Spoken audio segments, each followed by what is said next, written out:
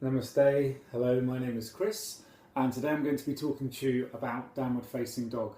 Downward facing dog is a very simple pose, but it can be quite complex. So what I've done is I've taken from my learnings of Iyengar, Ashtanga, Hatha and other practices, just some of the best bits, mash them up so I can focus on, as what I see, the best alignment for downward facing dog. So the key benefits from this pose really come down to the parts that touch the mat. So primarily the wrists and the ankles. So we're focusing very much on the Achilles heel.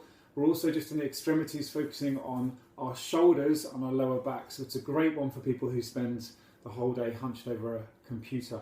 Energy benefits is very much about opening the heart. So a warming heart chakra pose. So to start, the foundation of this pose for first timers to get the width between the hands and the feet correct is to come into tabletop pose. Spread your fingers, your shoulders are directly above the crease in the wrists, knees are directly below the hips, and let's turn over the toes, curling the toes, bringing the hips up nice and high. And first of all, we're just basically trying to come into an upside down V. So let's just walk through the different components of the pose. First of all, we have the hands. The hands should be spread with the index finger pointing towards the front. The weight is evenly distributed throughout the hands. Palms are slightly raised. You're really looking to push into the knuckles of the index finger and the ring finger.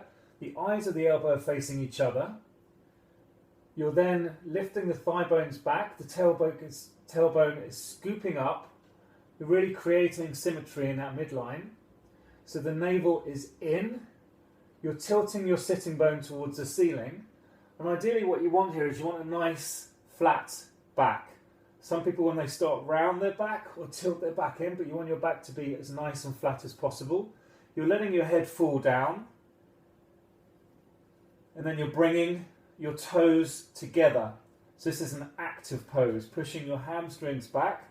And just to get the right alignment with the feet, let's bring our feet up onto tiptoes and just see the crease in between the bottom of the legs and the feet eradicate. And very slowly bring the heels down, but at the same time bringing the hips up and bring the heels down just as far as they'll go until the crease appears.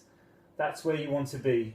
And your weight distribution should be 65% of the back, 35% of the front. Very slowly bend the knees down to the outside of the mat. Come down to extended child's pose. And that is downward facing dog. Dhanyavad, namaste. See you all for the next lesson. Thank you.